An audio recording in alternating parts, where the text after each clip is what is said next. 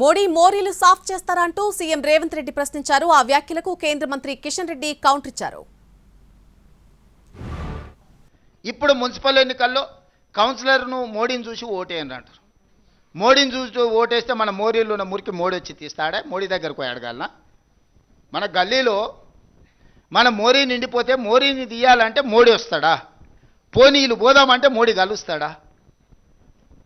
చారాన కోడికి బారాన మసాలా అయితే ఈడ గల్లీలో మోరీ తీసుకోవడానికి మోడీని కలవాలంటే అసలు గల్లీ ఎలక్షన్కు మోడీకి ఏం సంబంధము? మోకాలికి బోడిగుండుకి లింకు పెట్టినట్టు గుండు అరగుండు కలిసి ఈరోజు ఇట్లాంటి మాటలు చెప్పడం ఏమన్నా సమంజసమా?